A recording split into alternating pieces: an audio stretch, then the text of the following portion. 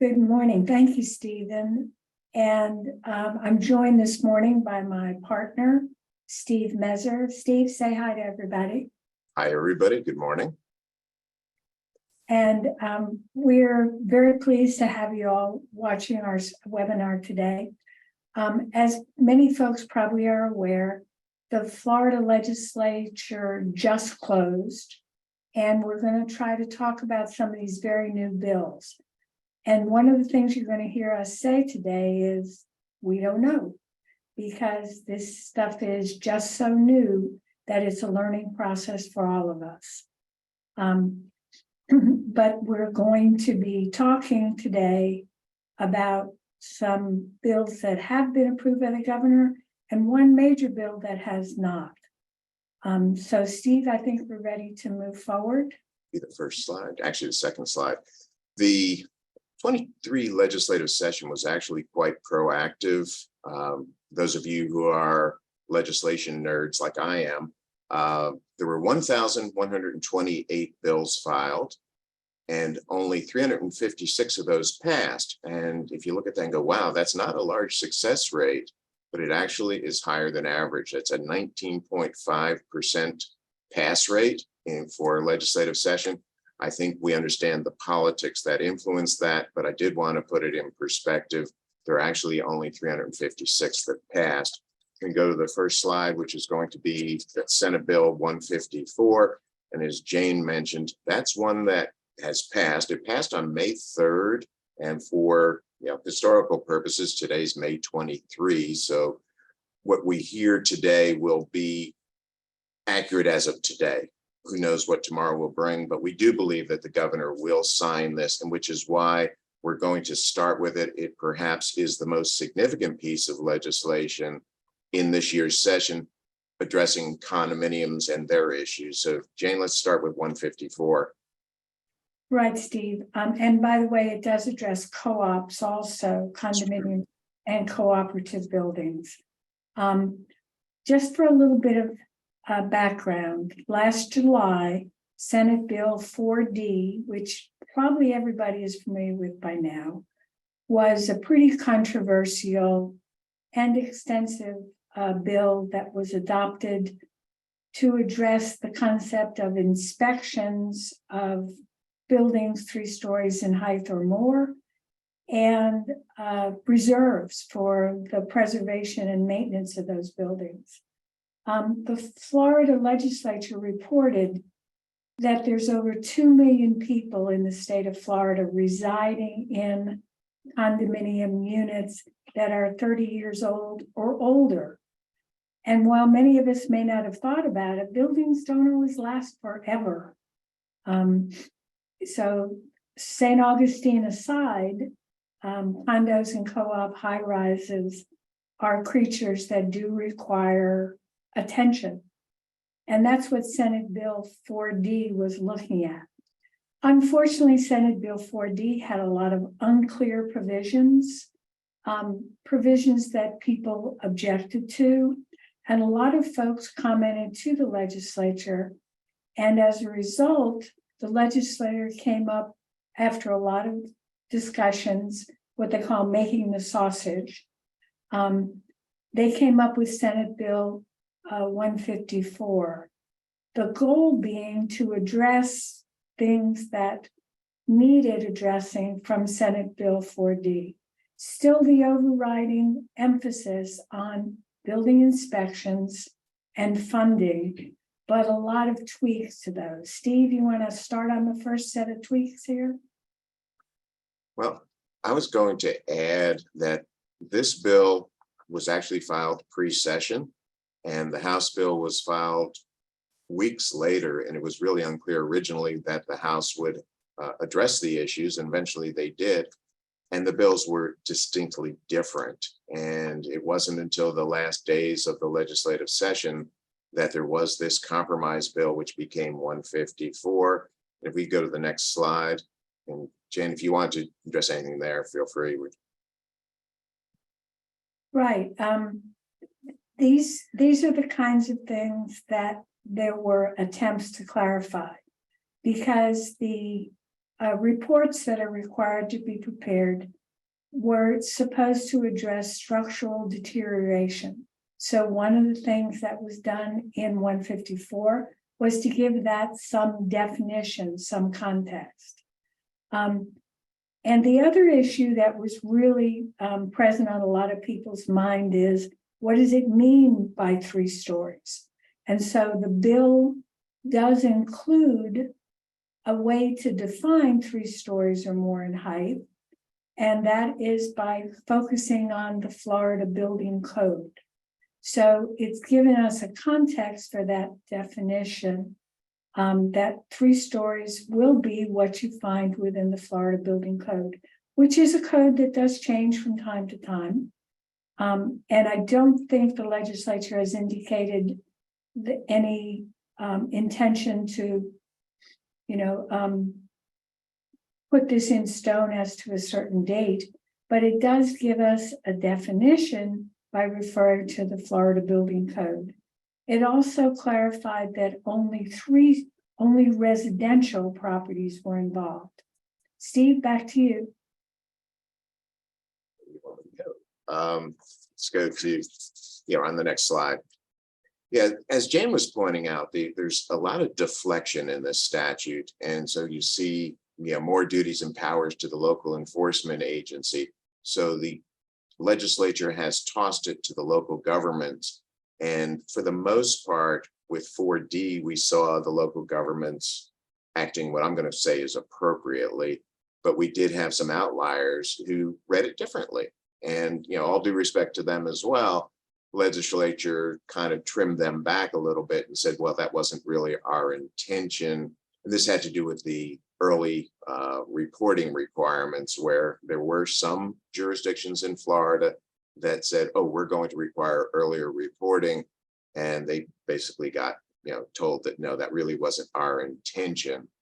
So this then gives the local agencies the ability to extend deadlines if there's a showing of good cause, and that you have a contract with an architect or engineer. And if we look at that, that probably is a result of the fact that there aren't enough architects and engineers in Florida to do all the reports that were mandated by 4D. So if you at least have your contract, you put it out, say later this year, and the architect or engineer says, yeah, I'm booked through early 24, and I would get to you then and get the report done. And your municipality is wanting you to get your report done earlier or on time, you can show good cause by saying that you have that contract. Now, this may accept a report performed before July 1, 2022. That's an interesting one. There are 2 parts of Florida, Miami-Dade and Broward, I believe, that have municipal reports that are similar, but they are not identical. And if you had had your report done by an architect or engineer before July 1 of 22, I don't think it is going to be acceptable to the state. The legislation says it must substantially comply with the requirements of the new law, the Florida statute, not the local code inspection. So if you have this substantially compliant report, you can try it. I don't have a lot of confidence that it will be accepted, but it does open the door for that. Perhaps if your engineer did that report and he or she did go above and beyond the requirements of your local jurisdiction, you might actually have one that does substantially comply. There is an exception on the mixed use communities. This one says the owner of the non-condo section is responsible for the part of the report that's basically not in the condominium, but also the condo association is responsible for that report as well. So beware, if you are in that mixed use kind of community, it may have a commercial component, you may have a hotel component or something else within the building that is not submitted to condominium. The non-condo owner is responsible, as is the association. And there is an exception for the single, 2 or 3 family dwellings with 3 or fewer stories. That was a little more clearly stated in this one than it was in 4D. Right. And of course, the date of July 1st, 2022 is when Senate Bill 4D came into effect, originally requiring reports statewide. So I think it was an effort to allow the communities that had already been required by their local municipality to have that report, to at least attempt to make use of that report. And this is just kind of like an outline from the statute. The new statute, Senate Bill 154, is 77 pages long, and it is available on the state website if you want to read it. We're not trying to go into every minute detail that's in the statute, but rather give you kind of an overview. And again, I think the theme is that the legislature is making a legitimate effort to address the concerns of people. When my clients have objected to Senate Bill 4D, I've said to them, contact your legislature. Your legislator wants to hear from you. They want to know what your concerns are. They may not make the change you want, but they will listen. My experience in our area, at least, and I'm on the East Coast, has been that legislators do listen. And so I'm going to tell my clients the same thing about this bill. If there's things here that you find difficult, let people know. Send them emails, give them phone calls, send them letters. This is a work in progress. And you know what? I think the legislature recognizes that too. And a lot of attorneys do, because a lot of attorneys are trying to help. Now, Steve was just talking about the building department. And the statute did say before, still says that the building department can give notice to the condo association or co-op that the report must be due within 180 days. And if that does happen, then the association has to notify all the owners within 14 days that they have gotten that notice. You can send that notice to the owners by email, or if you have a website, it's okay to be posted on your website. Now, the statute has always required 2 kinds of reports. The phase 1, which is just a visual inspection. And if that visual inspection shows that work is needed, that's when you go into the phase 2 report. And that phase 1 report is going to be provided to the local government. So as Steve mentioned, the local guys are very, very involved. One of the problems I have heard expressed by our local government folks is they've been told to do all this work without any extra money. And unfunded mandates are something that have been an issue in Florida for many years. So some of our local communities, especially some of our smaller ones, are really having to scramble to have the folks to be able to deal with these kinds of reports. But if the phase 1 report that is sent to both the board, the summary goes to the people in the community, and it goes to the local municipality, if it says work is required, then the phase 2 report has to include a timeline to get that work done. And again, there'll be a summary of that report, and that goes to all the owners in the community 45 days after receipt.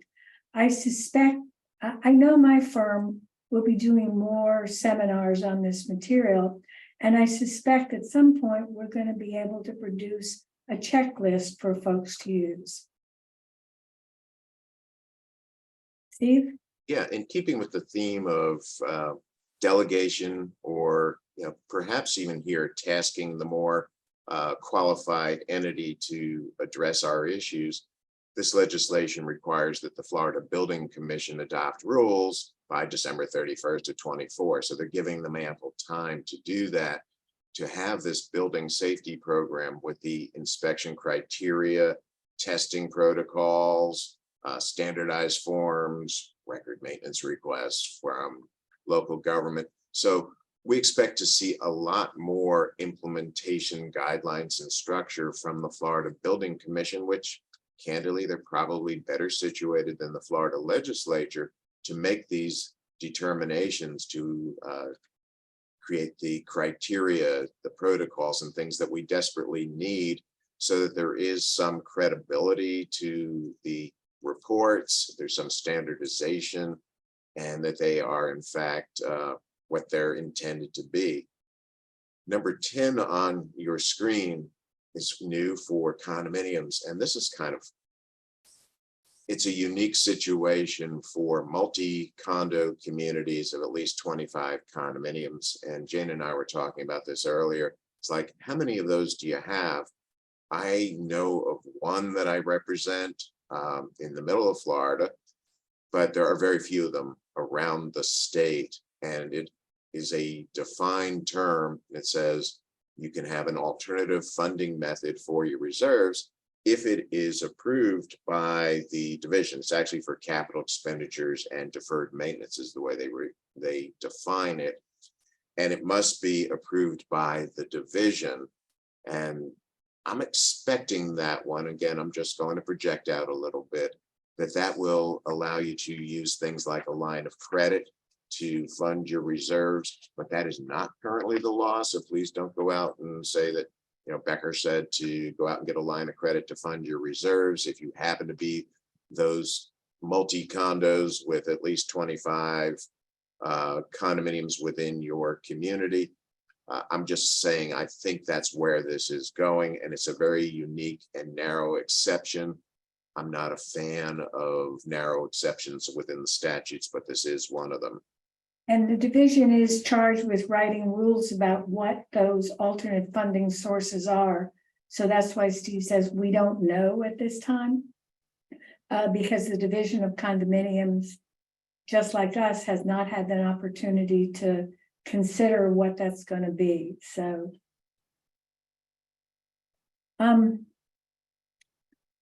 Florida law has for many years, I think it came in back in 1992, as best I can remember, had a provision that said if you have a budget in which the assessment exceeds 115% of the prior year, then a petition can be provided from 10% of the owners to call for a special meeting to vote on that budget, or even to consider an alternate budget.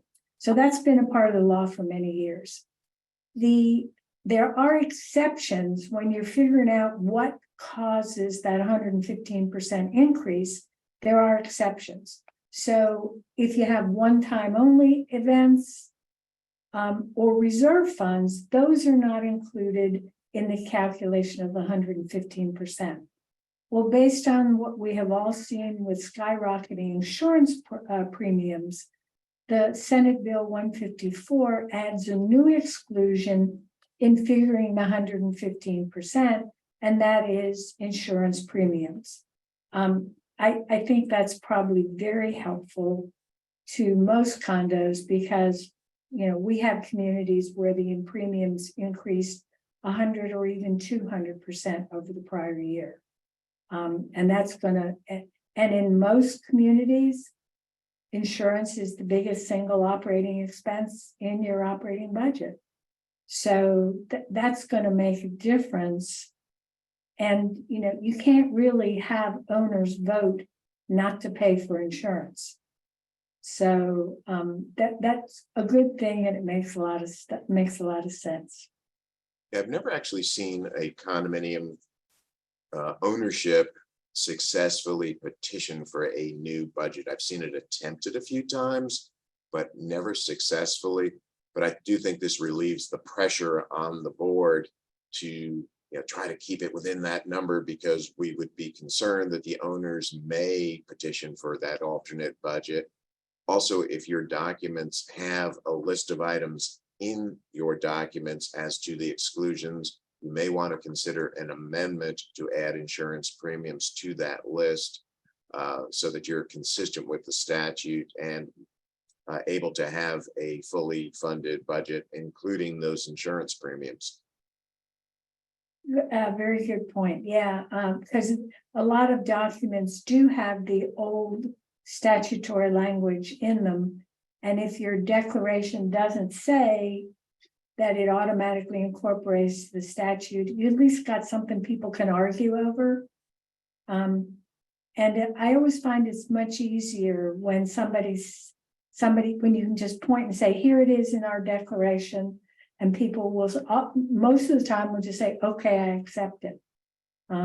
So not having a conflict is a good reason to think about amending documents, provided this statute does get signed by the governor, which we have no reason to think that it will not be. There's no move to prevent it from getting approved. But again, it isn't approved yet, but we really see it coming down the pike.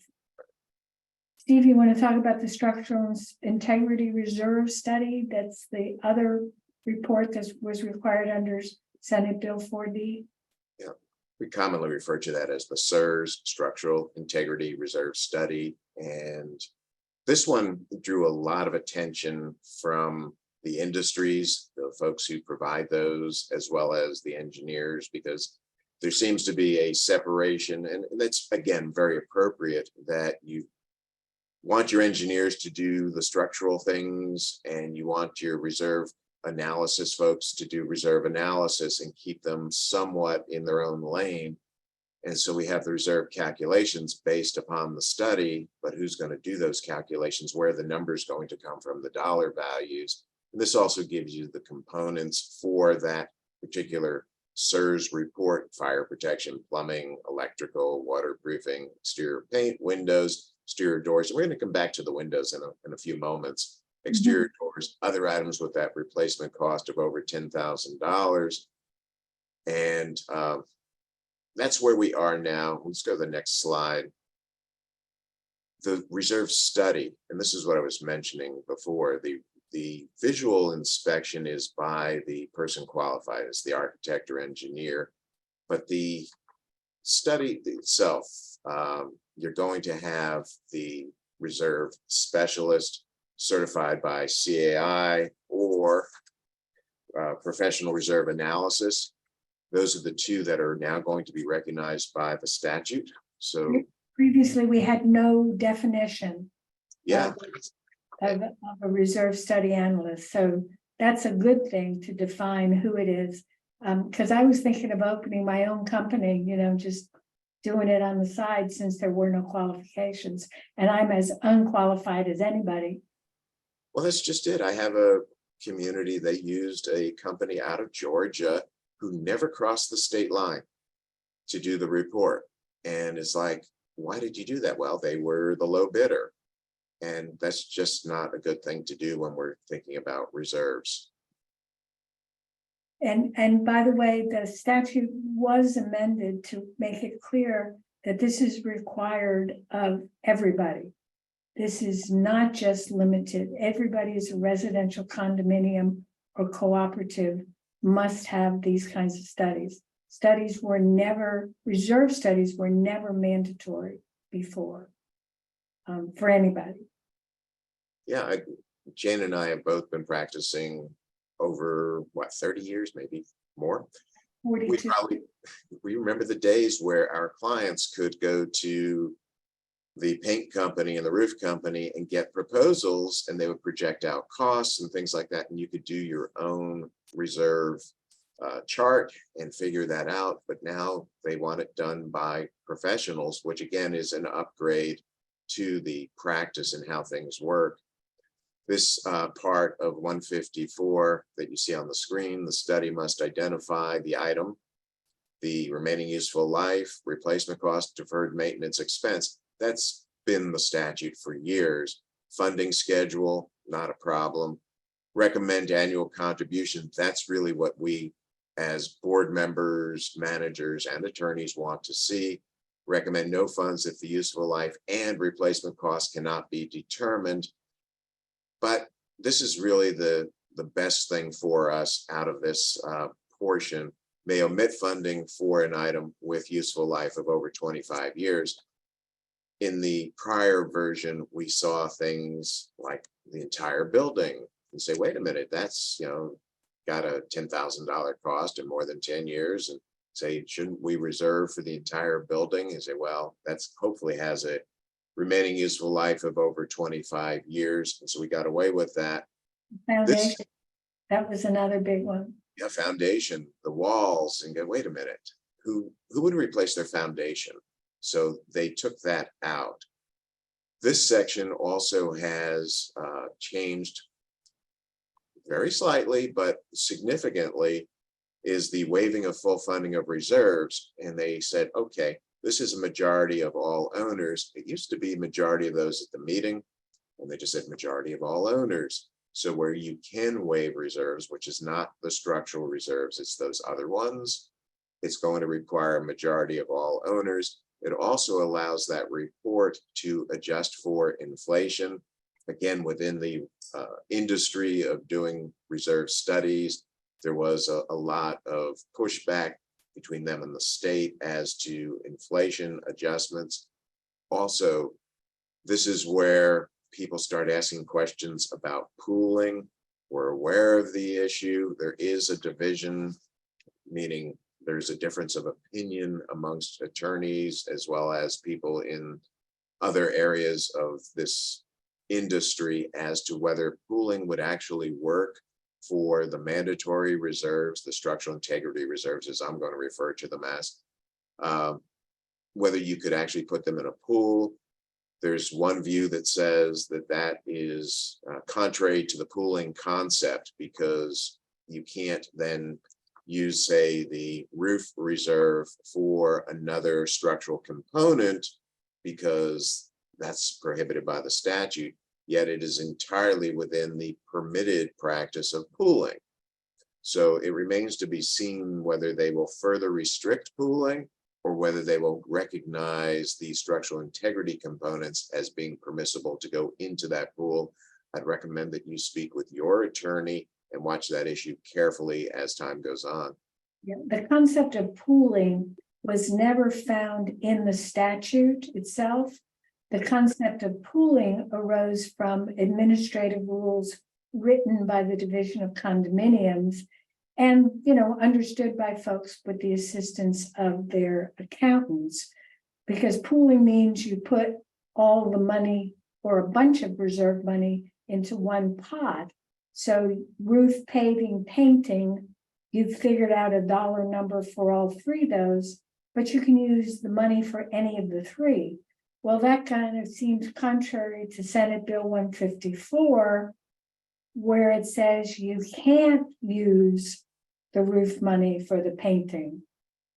So we're going to have to see how that plays out. It's going to be an interesting, and maybe a tweak next year, who knows?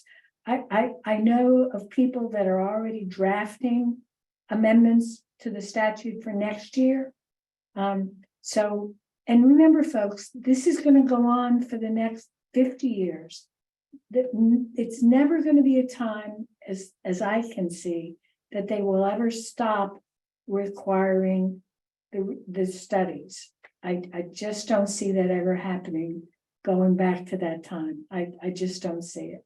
So we're going to be dealing with this for the rest of our lives, some of us longer than others.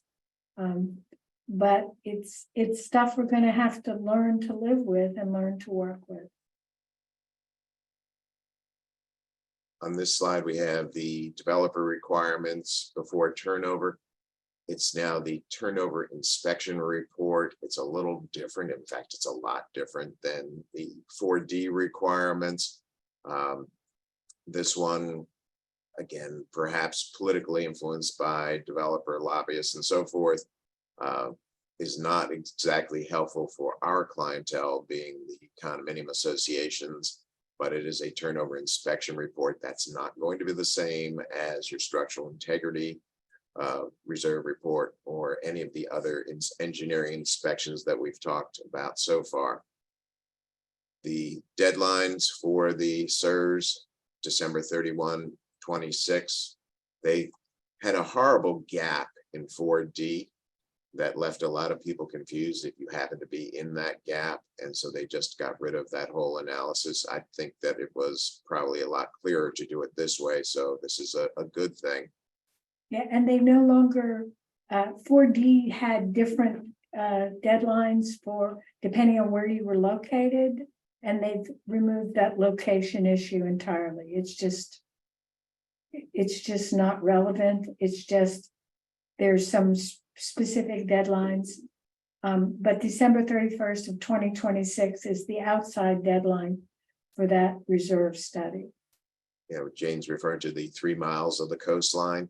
For me, that was really confusing. Was that as the crow flies, as it were? And then we have condominiums where maybe part of the condominium was within 3 miles. Not everybody is Miami Beach, where you go down Collins Avenue and you have clearly all the condos on Collins Avenue would be within 3 miles of the coastline, but it's not always the same as we go around the peninsula and find where we're going to draw that 3 mile line. So that's gone, and everybody's at the 30-year mark without the 25 for the 3 miles. Yep, it's just much easier to understand. And item number 17 is a very useful one also. The statute, the list of things to be reserved and studied included windows. But in many communities, the declaration of condominium says the windows are the owner's responsibility. So the clarification in Senate Bill 154 is that the association is responsible for inspections for the portion of the buildings which are the association's responsibility per the governing documents. Therefore, if the windows are not the association's responsibility, they don't have to include windows. That they're not changing those, they're not attempting to change what the maintenance responsibilities are in your documents. And I think that kind of makes a lot of sense, because what I've been told by engineers is that windows don't really hold up the structure. Windows are nice if they're properly installed, then they don't leak. That's a good thing. But it doesn't really contribute to the structural integrity of the building. So operating based upon what's in your governing documents just makes common sense. And I think this was something where the legislature did hear from a lot of people and responded, because I think that was something a lot of people brought up. So now the board can know, based upon their documents, what they're responsible for. And if you're not sure what your documents say, contact your attorney. Don't guess.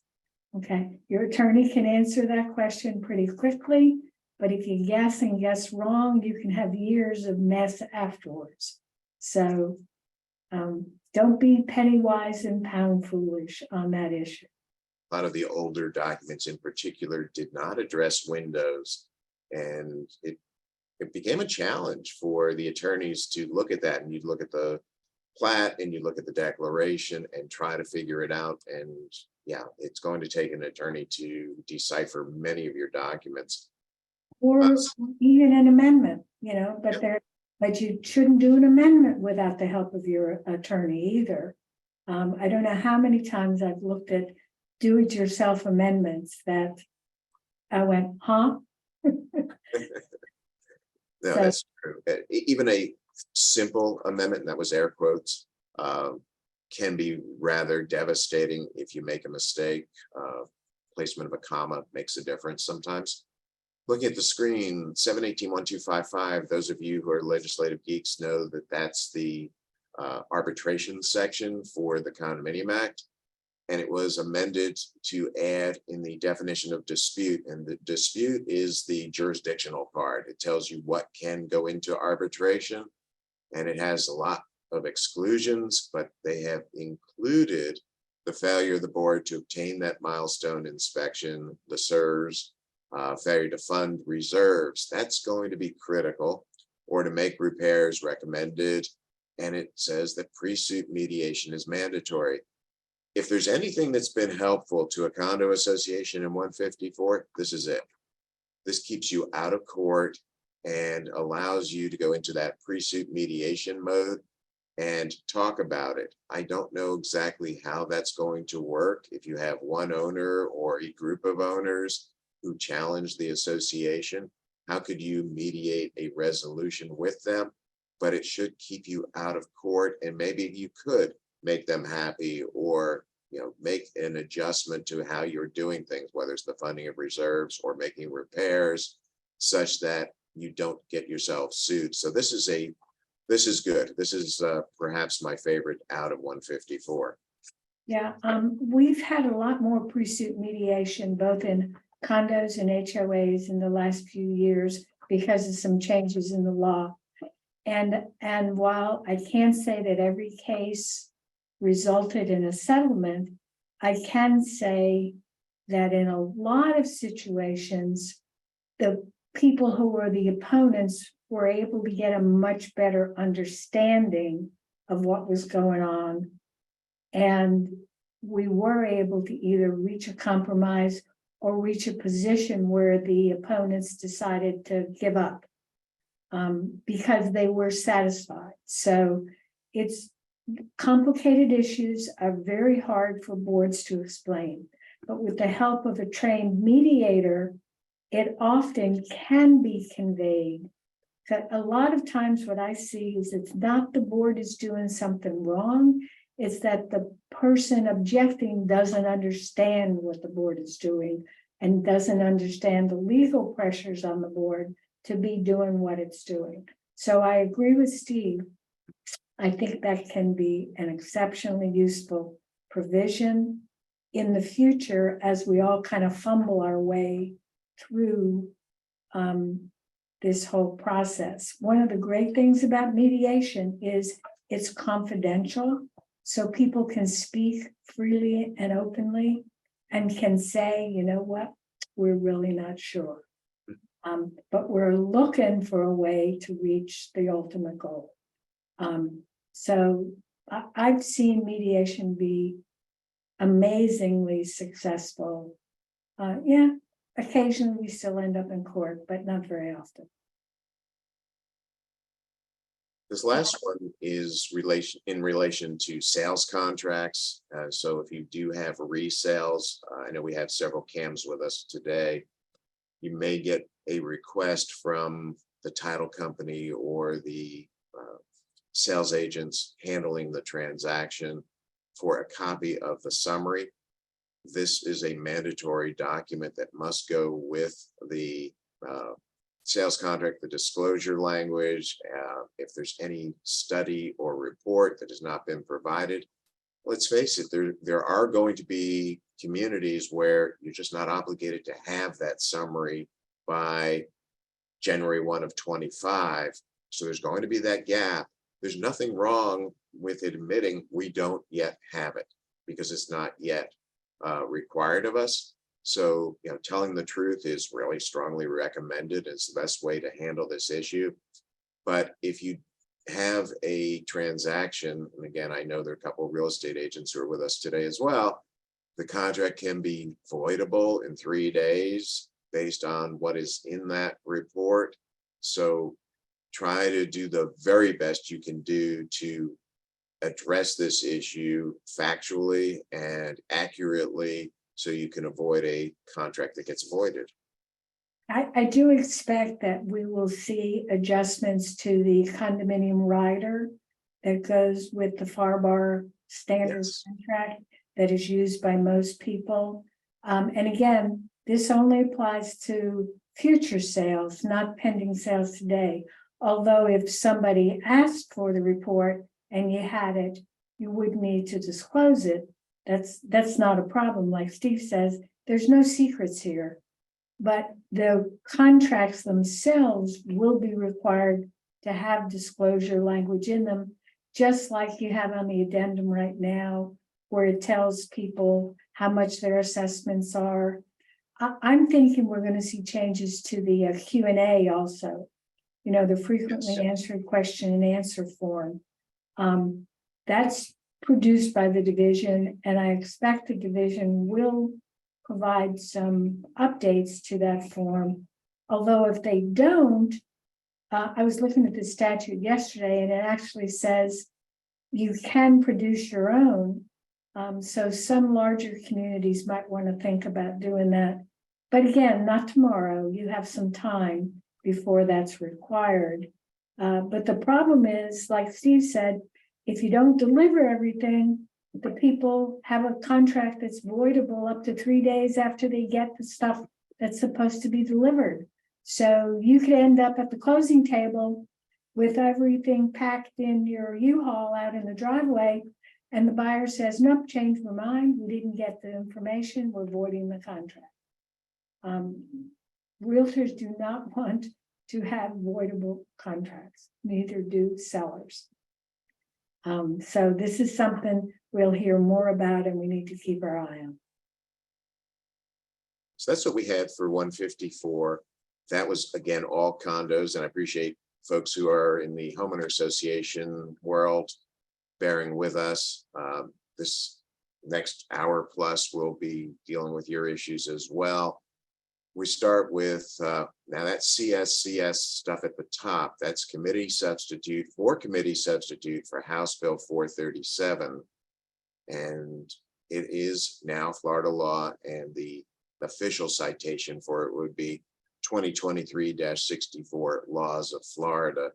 That's what happens when the legislation passes. It becomes part of what they call laws of Florida. It's not technically Florida statutes. Again, those of you who are legislative geeks, you want to know what the differences are, but we still have people who will refer to this legislation in this example as House Bill 437, which it's not, and it's not even the CSCS HB 437. It's 2063-64 laws of Florida.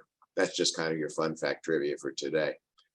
This one has a whole series of things in it. We start with back to the Condominium Act. Those of you who are in condominiums or manage condominiums, management or board members, know that there's certain designated dates for which owners may fly a flag.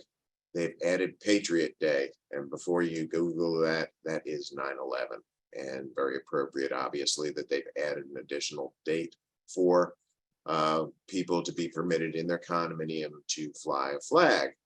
Now, compare that to the 720 portion. Again, it's 720.304 sub 2A, and it's amended to permit 2 of the listed flags. That's kind of important because they pair the listed flags with one American flag, and then they expanded the list to add a first responder flag. And you say, what is that? They defined it: law enforcement, firefighter, paramedic, correctional officer, 9/11 public safety, advanced practice registered nurse, persons participating in statewide urban search and rescue, and federal law enforcement. So you can have an American flag plus one of those. All well and good. Steve, don't they still have the right to the military flags too, though? Yes. That's not been, so you have a large choice of what your second flag could be, and this is homeowner and POA or community association law too, so. It is, and as we see on the slide, and Jane, it's an interesting prospect. I have 2 nephews who are in the military service, but they're in different branches. And I'm sure that their mom flies those flags, proudly. And if she was in a condominium, she's not in the state of Florida. But how would she choose between which branch of the military she'd be flying the additional flag for? Because of course she's going to have an American flag and one other flag. I'm not happy with this one. Yeah, well, of course, now this is directed to communities that have a prohibition on flying flags. Yeah. There are communities that don't limit, or maybe they'll allow 3. Yeah. So, we lost our PowerPoint, Steve. Yeah. One moment, mine dropped off. No problem. The slide that you were looking at has the list of prohibited clauses in association documents. Right. and you can't prohibit somebody from having up to 2 of the flags that are identified in the statute. Then this one I think is kind of interesting. All flags must be, and it's all flags, so think about it, must be displayed in a respectful manner consistent with the requirements for the United States flag as listed in the US Code section. So no more of the people using flags for different purposes. And this one, I don't think this is really what the legislature had in mind, because they don't do what you and I do every day, and it's dealing with the practical things that happen in communities. But it is for all flags being displayed in a respectful manner. So I see this one as being helpful for our HOAs who are dealing with the folks who have, we'll call them, say, protest flags or political flags and things of that nature. Yeah, there is no legal right to anything other than what is listed in the statute. The list of flags that Steve went over a minute ago, and the American flag.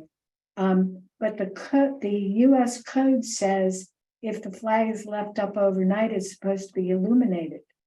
Right. It also says you cannot fly it upside down.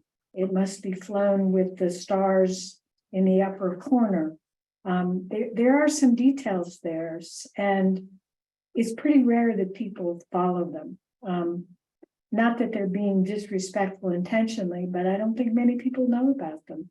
The children of military families are the ones that I run into that know what the flag code is. But it's rarely observed. Yeah, I'm located in the Tampa office for Becker, and we have MacDill Air Force Base where we have a JAG component on base. And once in a while, we will have to call them and ask for an interpretation or some assistance, and they are more than willing to do it. And they're wonderful people. And I'm sure people around Florida have comparable services available. And if you don't, call one out of your area, and I'm sure they'd be more than willing to help you as well. So here we were with our House Bill 437, and things were looking just fine, dealing with flags. One of the legislators requested and successfully amended the bill to add this section of 720.3045. It's a brand new statute, and it allows the installation, display, and storage of any item, that's anything, on a parcel, as long as it's not visible from the frontage or an adjacent parcel, including but not limited to artificial turf, boats, flags, and recreational vehicles. This really is going to cause some problems for HOAs where you might have properties on a lake or properties on a golf course or properties where you have fence restrictions that are designed to perhaps allow views or just some uniformity. And now you have folks who can put anything that can't be seen from an adjacent parcel, and that's either side or from the front of the home. And they can put anything they want in their backyard. As we were discussing, this actually came from a legislator whose deed restriction for his homeowners association prohibited artificial turf. And he said, well, I want artificial turf in my backyard, so I can get that by just changing the law. And so he did, but it was a little too obvious just to make this for artificial turf. So they went the whole gamut of anything that you can put in your backyard that cannot be seen by your neighbor or from the front of the home. Those of you in the HOA world, this becomes law July 1 of 23. So you've got about a month to deal with it. I think it's going to be problematic for a lot of communities who have historically not permitted artificial turf, boats, flags, recreational vehicles, and lots of things that really couldn't be seen from either side. I'm not sure if the other side doesn't have merit to say, look, if nobody can see it, why do we care? But communities where we have drones used for viewing backs of property, they care. They go through that inspection quite carefully, and they do enforce these restrictions. And they would like people not to have those things, among others, stored in their backyards. And I think it's the way it's written, it's just going to give so many opportunities for conflict. It really is. It's just like, let's take a big stick and stir the pot. And we're just going to see so many different kinds of uses of the statute, challenges to the statute. It's not well thought out. I don't believe. Yeah, I agree. I don't think that the legislature had much choice, because it was thrown in with the flags, which obviously is an important issue. And so they took this with it, not quite understanding.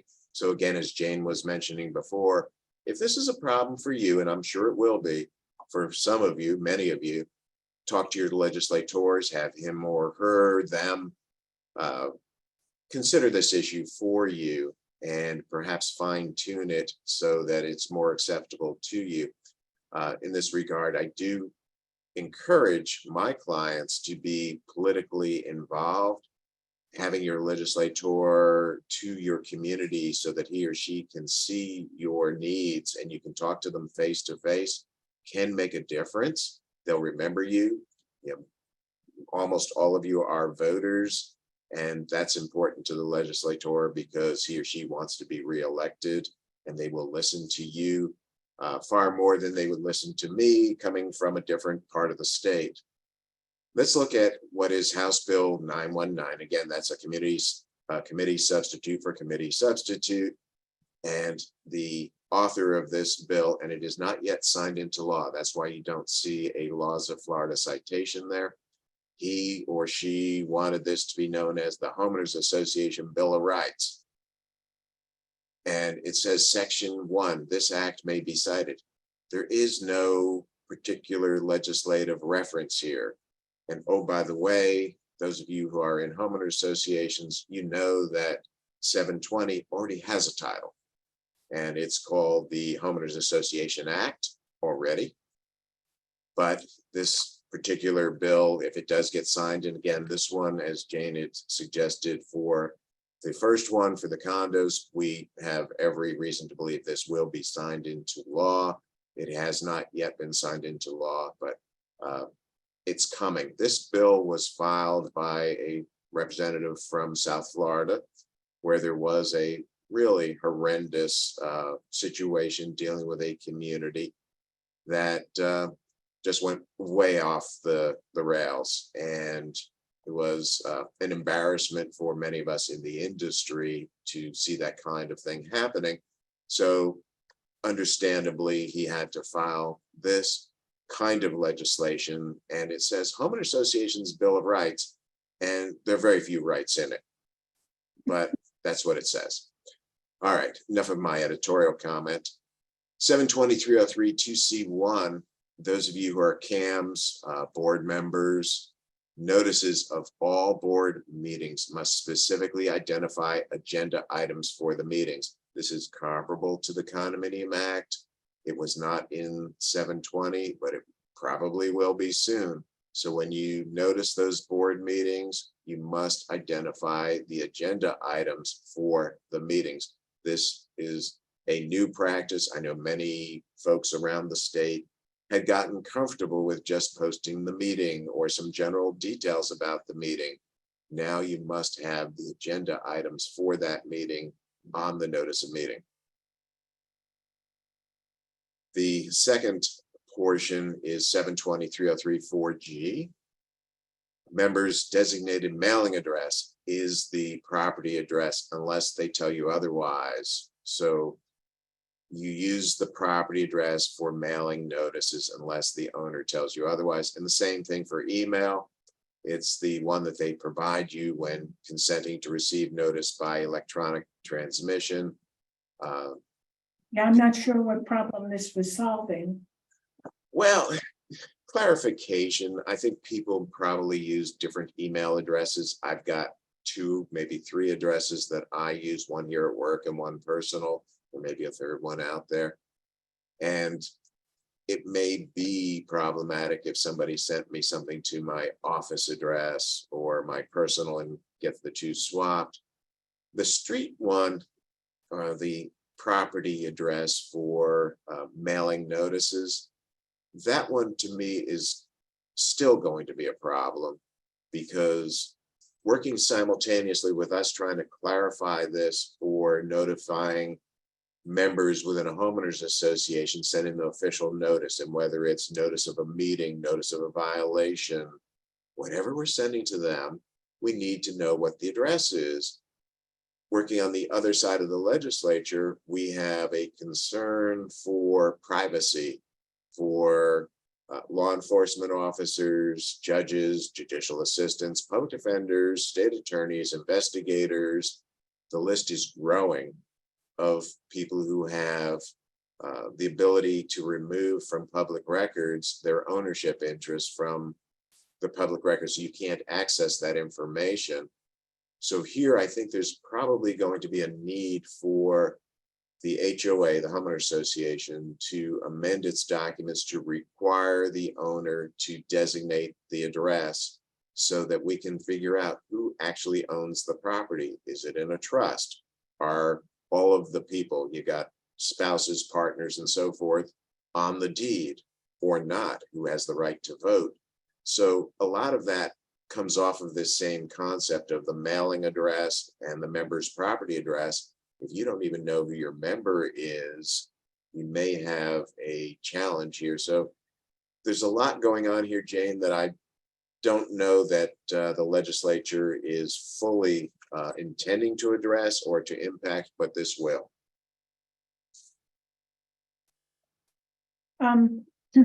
New section for the HOA law. There are occasions where the association will collect a deposit. For example, some communities require a damage deposit from a tenant, or a construction deposit from an owner when they're doing certain work.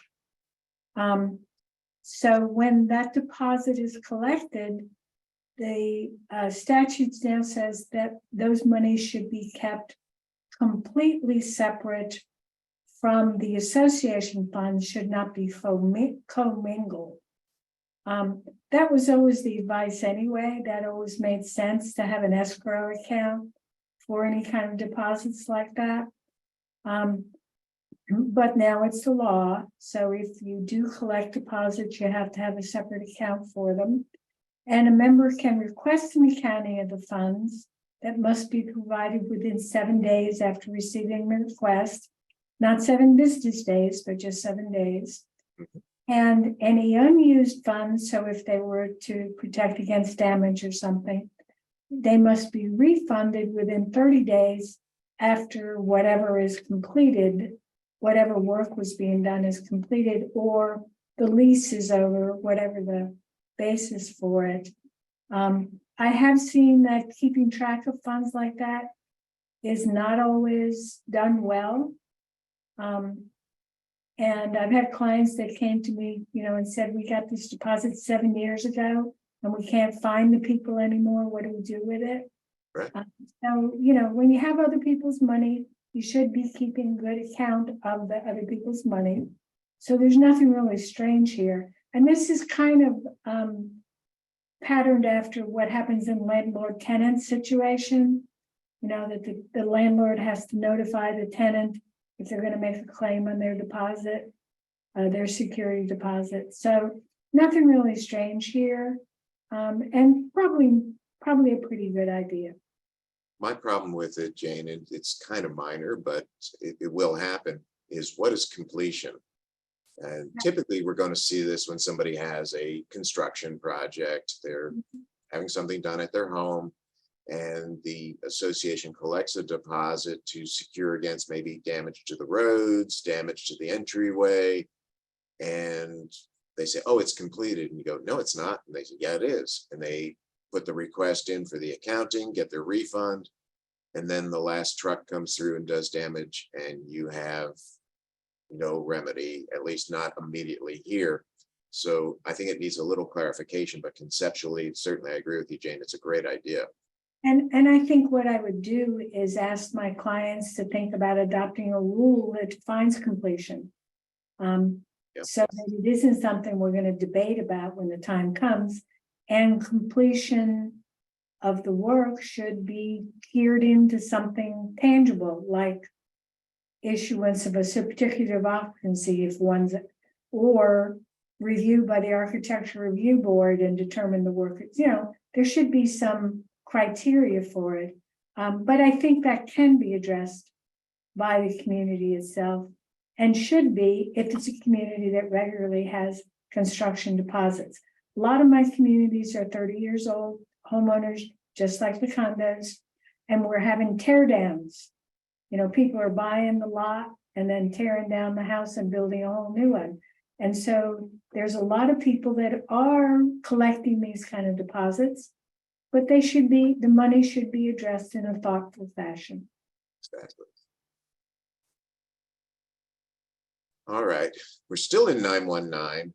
This one, again, it's a reaction to what happened in that South Florida community, and it's the anti-kickback. Those of you who are CAMs in particular, you know that there's a similar provision in 718.111, 1A, if you're looking for it. And it, in fact, it tracks that statute fairly well, except that the provisions here, the sanctions, if you accept anything of value, a kickback for which consideration has not been provided. Now, how do you provide consideration for kickback? I don't know. But to an officer or director or manager that benefits him, her, their immediate family, from any person proposing to provide services to the association, well, that's all well and good. And let's face it, this should not happen. We know that there are vendors, professionals who— Isn't kickback illegal anyway? Wouldn't you think? You know, there are breach of fiduciary duty issues as well, but they now make it clear, and it's now in 720. It was in 718. This one allows for monetary damages. I don't know what monetary damages would be for, say, getting a kickback, receiving something of value for which consideration has not been provided. But it also says that an officer or director who does one of these things in violation must be removed from office. Compare that to the comparable provision in the Condominium Act, and it says there'll be civil penalties and there may be criminal penalties. So it's slightly different than the 718 by way of the consequences, but the content is virtually identical.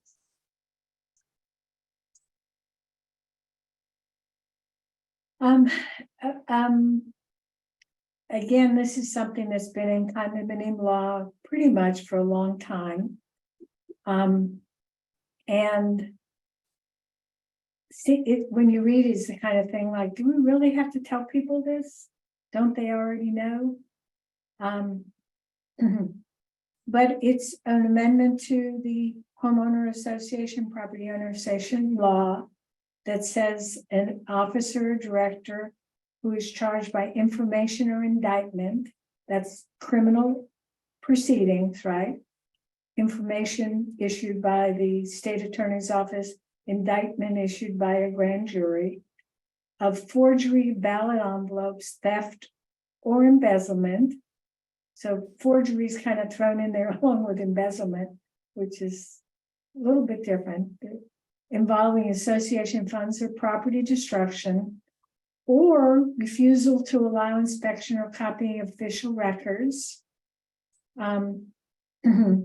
in furtherance of a crime or obstruction of justice, must be removed from office. And it goes on to say if criminal charge is pending, which is the information or the indictment, he or she may not be appointed or elected to a position. They're not eligible to be candidates. cannot have access to the official records pursuant to a court order. Steve, I'm really not familiar with the bad case you were talking about. Are Yeah. these outgrowths of that also? Was Pretty it stolen by these people? Yeah, painting with a broad brush, yes. What bothers me about this particular statute, and James right, a lot of it does mirror back to the condominiums, but it talks about the director or officer charged. I kind of like the presumption of innocence concept and not wanting to overdo this a lot. At the same time, there needs to be protection for the association. So if we look at it and kind of dissect it a little bit, they're prohibiting those people who are charged from doing certain things, but the sanction here is if it was done in furtherance of a crime or obstruction of justice, then they must be removed from office. But the one below, the bullet point about criminal charge pending, they can't be appointed anything. And again, I'm going back to my presumption of innocence. They can't be appointed or elected to a position. If the community wants to elect somebody, shouldn't they be able to do that? I think that we see that elsewhere, but for a homeowner association, they're saying that if you're charged, you cannot be elected or appointed to a director. And then it says of any association. So it's not even where the alleged crime occurred, it's anywhere. And you don't have access to the official records of any association except pursuant to a court order. Now, who is going to get a court order and how long is that going to take to get access to the records as opposed to getting those records through another means? So I don't think this was well thought out in that context either. You know, there's a remedy for getting a court order, which sounds really good, but it's just not a reasonable thing to do. So I get it. They're kind of, putting the line in the sand. It's hard enough to get volunteers to serve on an HOA board without thinking that now there could be criminal charges against you if you do something wrong. But again, you look at this and say it's in furtherance of a crime or obstruction of justice. That's really what they're talking about. Mm-hmm. Well, and isn't the condo law, doesn't it say rather than charged, convicted? Thank you. Yes. So I'm not sure why they would not have just copied the condo law, which is what we frequently see, because condo law is from the 60s. HOA law didn't even start till 1992. So there's, there's a whole history that we can look back to, but yeah, I don't know if we'll see this. I do know there have been crooked people in both condos and HOAs that have stolen money, and you go to jail for that. So it's always been the laws everywhere in the world, probably, that stealing is illegal. mm-hmm. And I don't know too many HOAs with ballot envelopes either, but that's neither here nor there for the moment. Well, yeah, but they some do. So some do, very few. But it is permitted if you have the correct language in your bylaws to use the ballot envelope system. But yes, an interesting concept. I have a number of clients that go in that direction. Fine, there's something we have talked about every year for like the past, 10 years? Every year, the legislature does something to tweak the language about fines. And in fact, didn't we see some proposed legislation that would have limited the fines? Did that die somewhere, Steve? It died somewhere. And this kind of is a good opportunity. Here we are again, it's May 23. I've already seen a couple of publications out there addressing this particular bill, and they're wrong.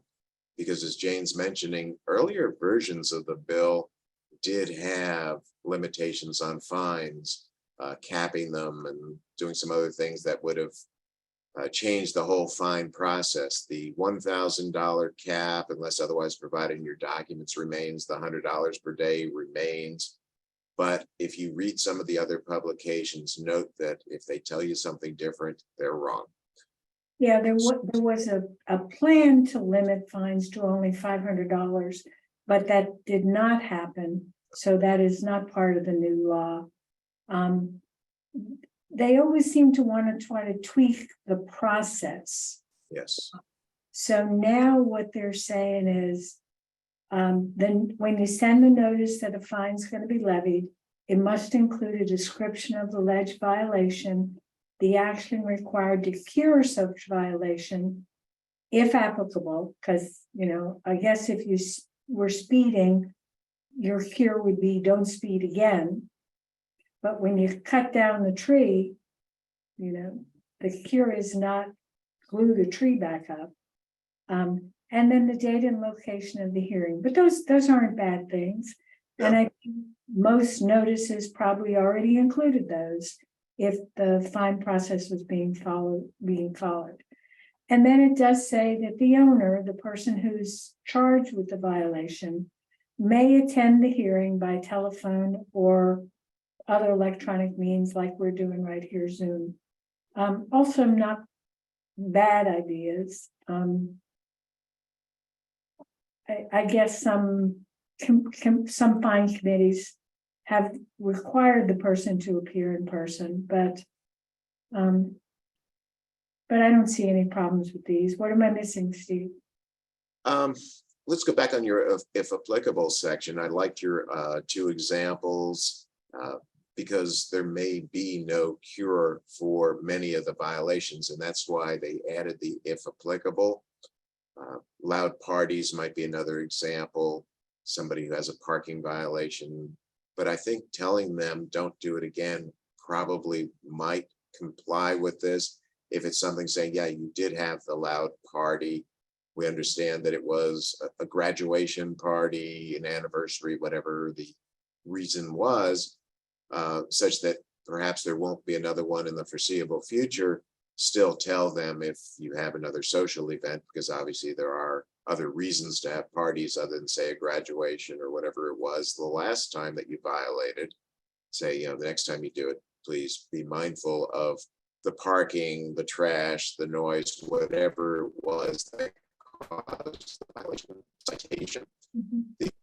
And whenever we've had cases go to court, end up in court where the client was persisting in collection of the fine, the judges looked at the procedure.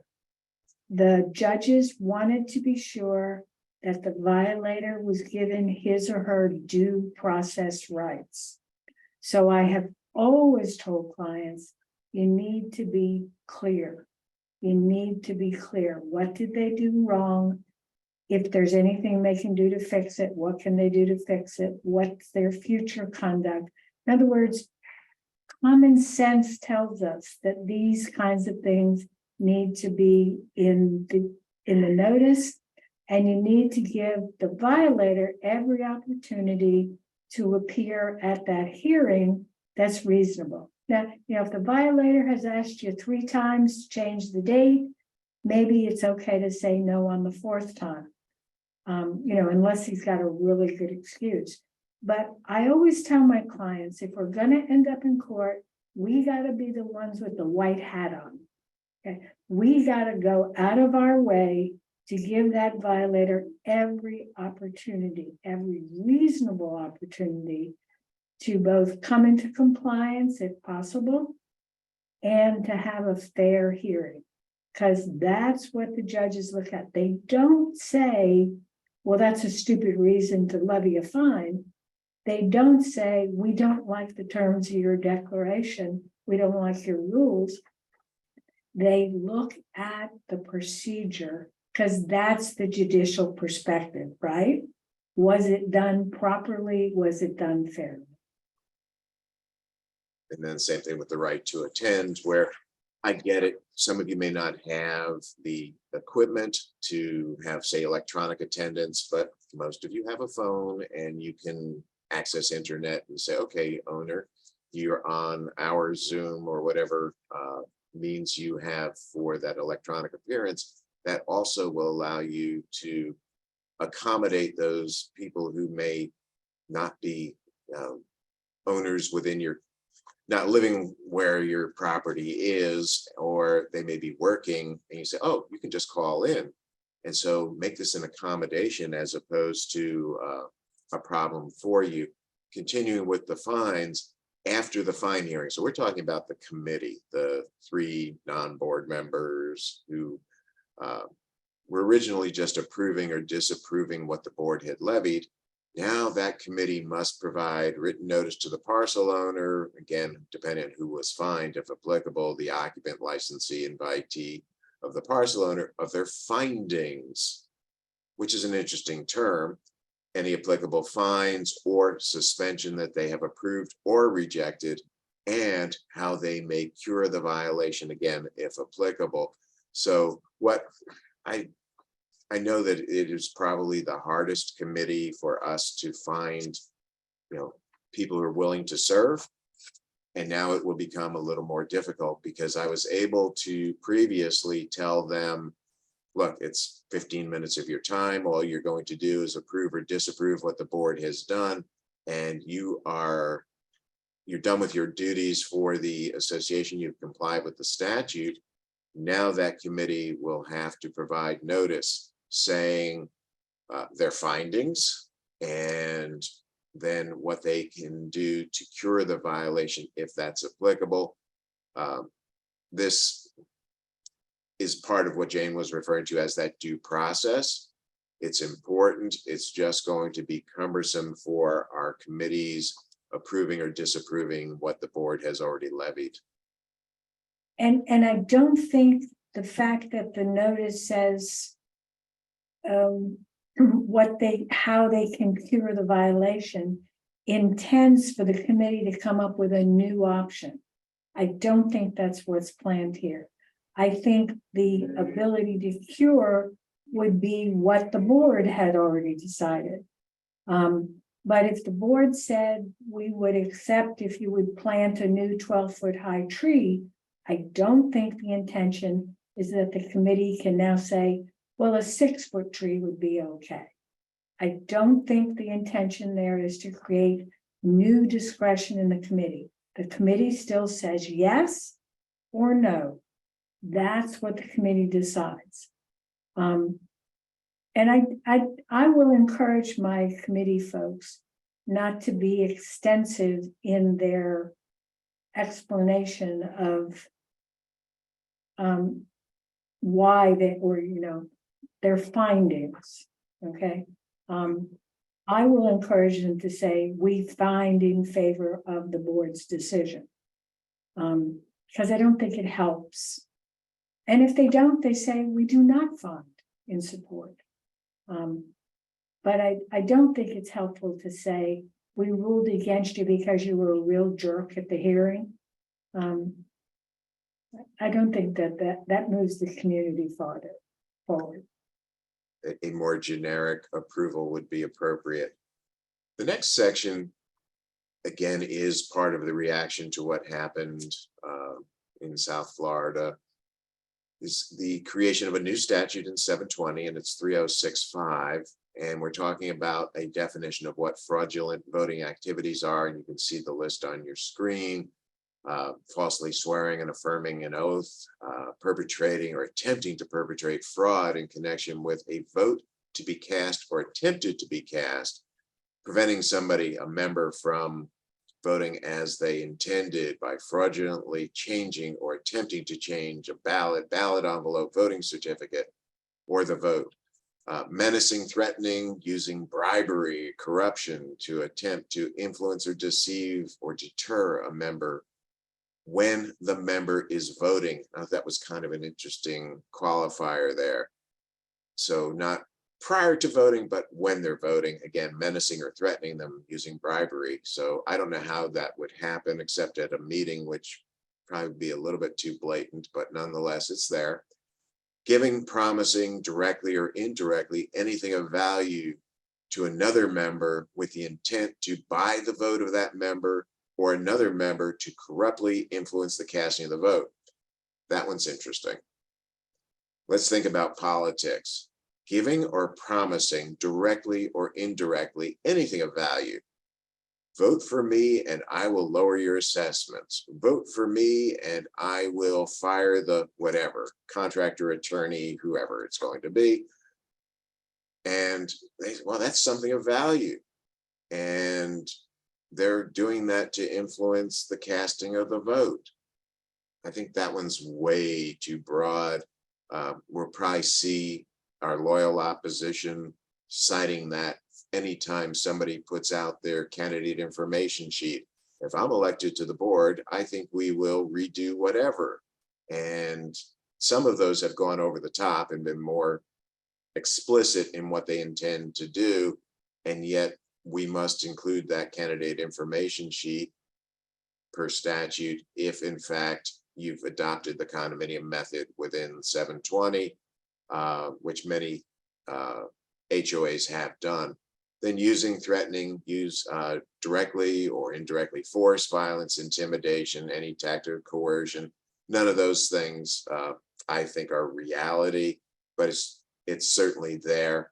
The bill is not yet signed, but when it does become law, it does have an effective date of October 1 of 23. Jane? Yeah, one of the things I noticed was in the section that talks about section 3, ballot envelope, vote or voting certificate. A lot of HOAs use a limited proxy for voting. Limited proxies are not mentioned in that list.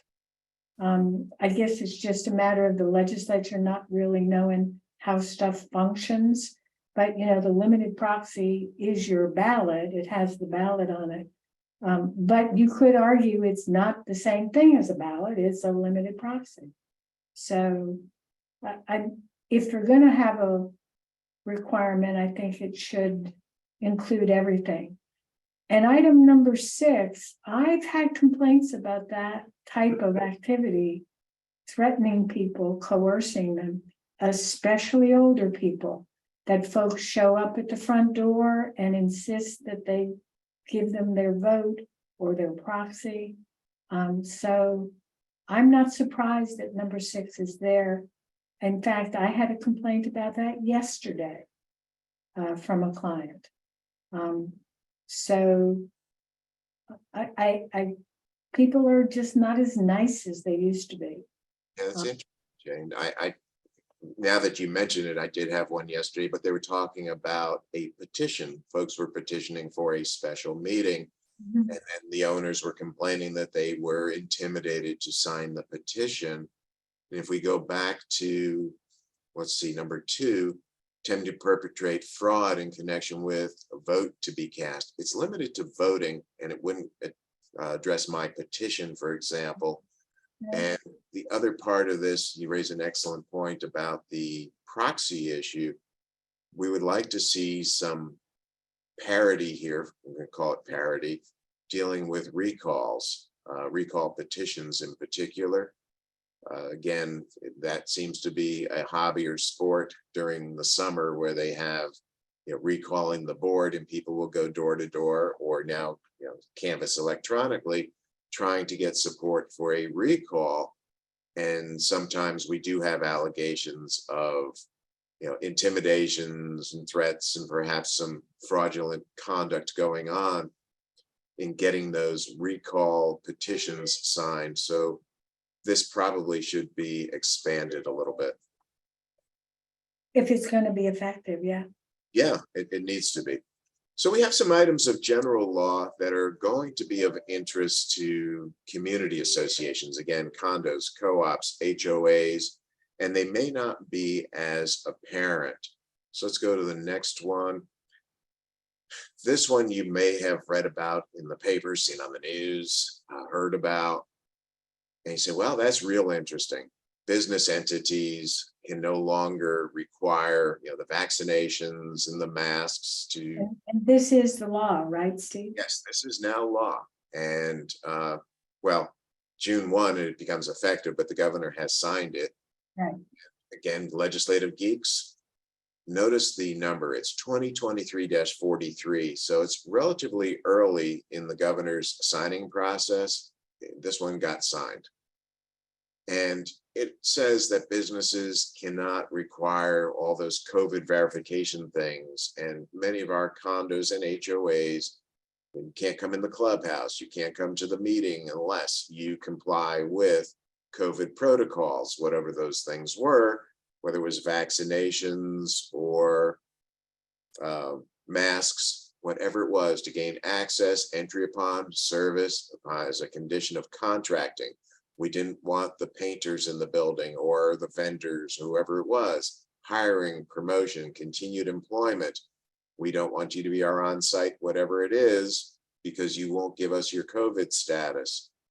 Well, that was for businesses, right? No. If you look, they define the term business entity to include a corporation not for profit. So I suspect most, and I know not all, of our communities have an association that is in fact a corporation not for profit.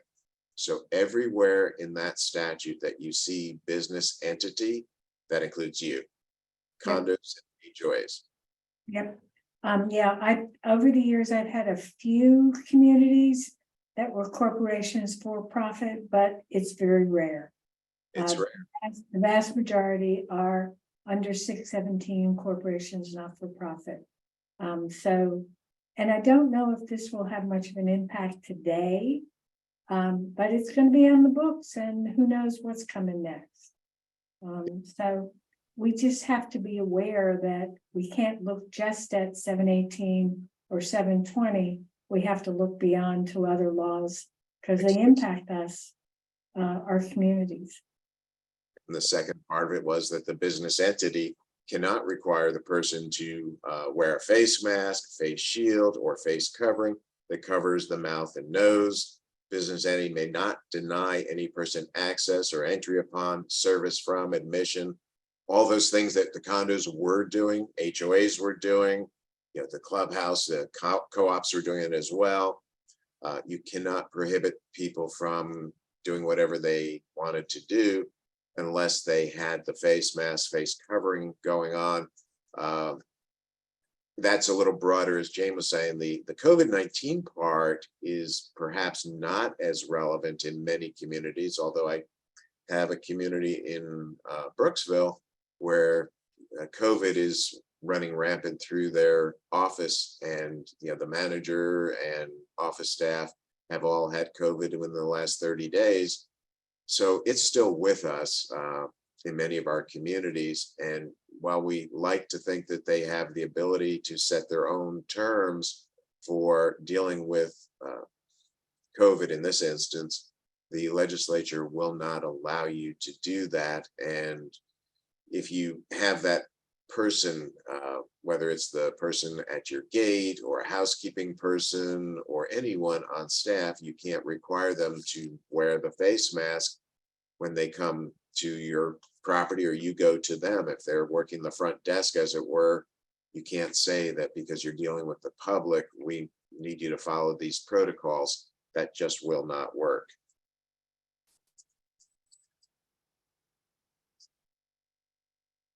This one, here in the Tampa Bay area, we've had a whole slew of reports of people going through neighborhoods and dropping off what are basically hate mail, anti-Semitic literature, things of that nature. That's what this is meant to address. And if you have seen that elsewhere, and I suspect it's probably not limited to the Tampa Bay area, it's probably a national issue. They call it litter. And at first I think, you know, like they missed the target.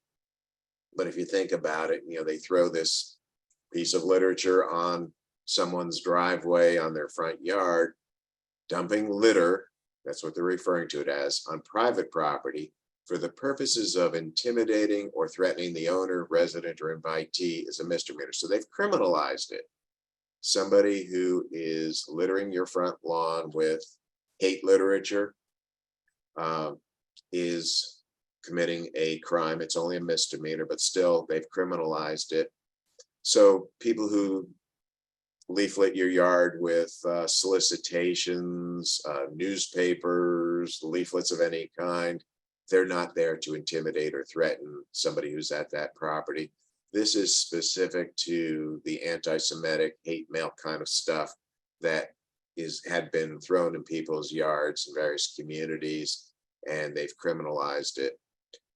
The second part is perhaps a lesson in being good neighbors. I have seen this in 3 or 4 communities over the years, so it does happen. Harassment or intimidation based on religious or ethnic heritage, that a person may not willfully and maliciously harass or intimidate another person based on the person's wearing or displaying any indicia relating to religious or ethnic heritage. We have people in our communities who look and act differently, they dress differently, they may be of that different religious or ethnic heritage. They have a right to follow their religions or their ethnic culture without being harassed or intimidated. This is quite helpful in many communities. Again, I know of a different community in South Florida where this became a huge issue. So they have tried to expand it. It already was part of the federal law, but they have made it a lot clearer and more direct for Florida. And let me kind of point out here too, as Steve said, these are criminal violations. They are not things that the board of directors can enforce. So when somebody, and people expect the board members, especially the president, to do everything. But you do have to understand that you can't. So when somebody comes to you and says, I've been intimidated or harassed, you encourage them to contact their local law enforcement, because those are the folks that can enforce these things. So it's good for us to know that they exist. It's good for us to be advised, but it's not something, it's not a problem that the board can solve. Yeah, I agree with that. The idea that the board is the law enforcement agency is just misplaced. On the other hand, particularly if we're dealing with the first one, dealing with the leafleting, the hate letters going out in the property, you have a subdivision, a community, and they go to the board saying, you've got to stop this. They're targeting us, whoever us is. And you say, yeah, please just tell them to report that to law enforcement. They are better equipped to perhaps check people's ring doorbells and see if they have recorded the people who are distributing these illegally within your community. The other one, dealing with the harassment and intimidation issues, we have seen a rise in folks claiming, and again, many of them unfortunately have been well-founded, claims of discrimination based upon somebody's religious or ethnic heritage or the way they dress, which is part of their religion or ethnicity. And they are made to feel unwelcome or felt to, made to feel that they're not welcome in the community. And we end up having to defend a claim of discrimination. So my suggestion to board members, if you are aware of this happening in your community, take a public stand in opposition of it. So yes, while Mr. Smith may be doing that, he is not representative of our community. We do not endorse that kind of behavior, and we will not allow it or tolerate it, so that we're not being complicit in what is unacceptable under both now state and federal law. Very good point, Steve.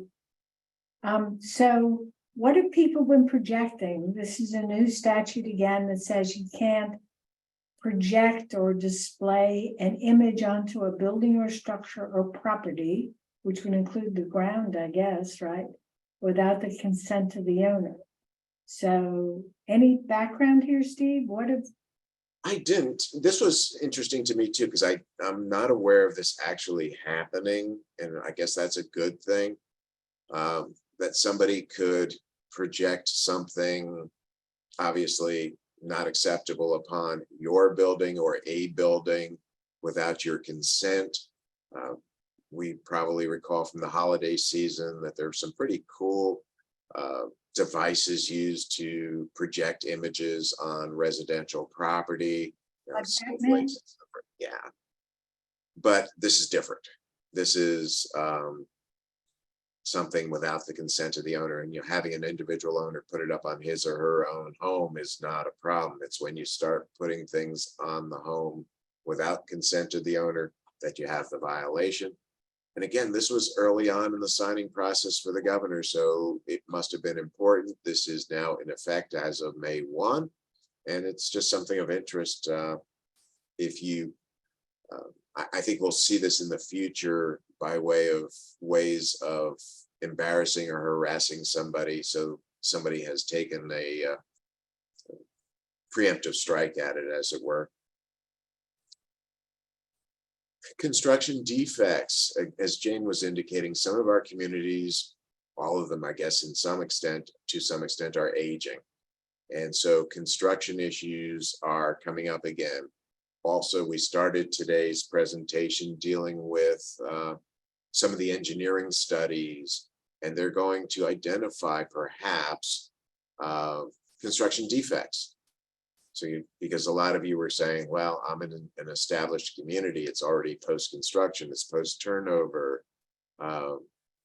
We all have new construction, at some time or another. Maybe you put in a new wall or something else. So the concept of construction defects is a perpetual issue for every community, whether you're condo, co-op, HOA.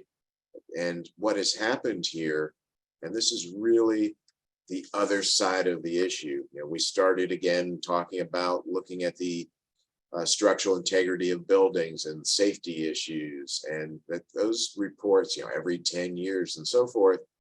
And here the statute of limitations has been changed, and that's the time in which you may file a lawsuit based on construction defects. And they say it begins even from the date of a temporary CO, temporary certificate of occupancy, the certificate of occupancy or certificate of completion, whichever is earliest. Again, the statute used to say latest, now it says earliest. So there was a very not so subtle pushback in the time. That's just the statute of limitations. And in the HOA context, let's face it,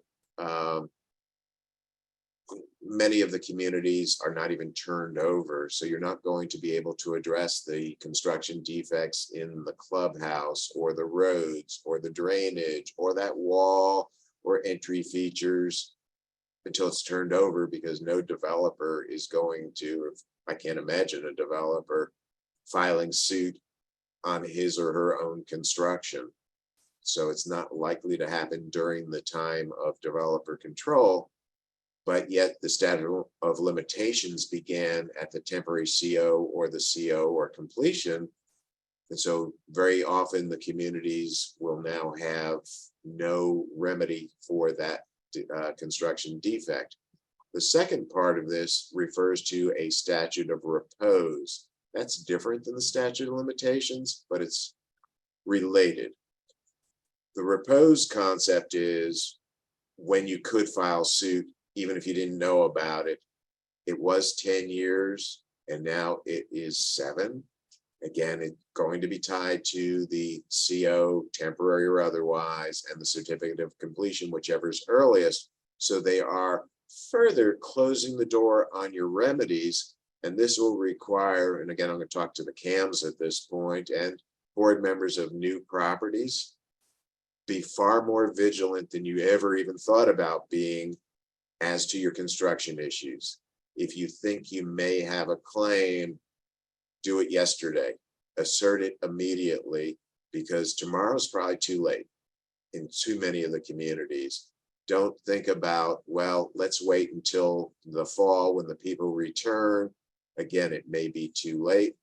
There is an interesting exception in here for single-family residences if they were used for a model home. Only then does the statute begin when it actually transfers title to another party. And that's the only exception. Again, those of you who are geeky and looking at the dates, 2023-22, very early, signed by the governor with an effective date of April 13, 2023. In other words, he signed this into law while the session was still in process, and it was the 22nd bill to be signed into law, effective April 13th of 2023. And it's going to cause problems for people that they're not yet aware of. And that was one of the reasons we were doing today's presentation, was to bring this one to your attention, because it's something you need to be aware of. If you were around when the statute of repose was 12 years, it got reduced to 10, and now they've reduced it to 7. Here we are trying to have responsibility and accountability, as you know, the original bill that we talked about, about the structural integrity reserve studies, things like that, where we're paying attention to the construction. Now we're saying, yeah, you may be paying attention to that, and you do have an obligation to fix those things, but you can't sue the party that may have been responsible for a bad condition. Steve, what about the seawall that doesn't have a certificate of occupancy or a certificate of completion? Does that give the HOA any hope that they might have a longer period to make a claim for that kind of structure? I suspect that the seawall comes within the province of the certificate of occupancy for the entire community. No, usually a CO in our area is issued for just a building. Right. That you can occupy it. That's what it means. I guess I'm just pointing out that, again, there's a lot of unknown, and we may see some discussion, but in the newer communities that are either turning over, on the brink of turnover, or even have the option to turn over and the developer's not moving it, because when you get to a certain percentage, you can force the turnover. They need to be thinking about that, because the time frame is so short. When I started practicing in 1981 at the age of 12, the statute of repose was 15 years. Right. We've cut it in half over the last 40 years, and that is not consumer friendly. Not at all. Golf carts, lots of people have them, lots of people operate them in their communities. I do not believe that this new statute applies to within your community unless you have a public road. And a public road, typically, road or street, is one that is maintained by the local municipality. So if you maintain and fix your own roads, this probably does not apply whether you're a condo or HOA.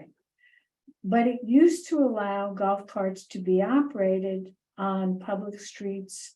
I think that it was like 14. It was really low. But it now says that to operate a golf cart on a public road or street, the person must be 18 or possess a valid driver's license or a learner permit. And if you're 18 or older, you must have a valid form of government issued photographic ID. I don't know why they don't just require you to have a driver's license like the people under 18, but that's the way it is. A lot of our clubs have deals with the local municipality because the carts have to cross a public road. And those would be the ones that need to be thinking about this.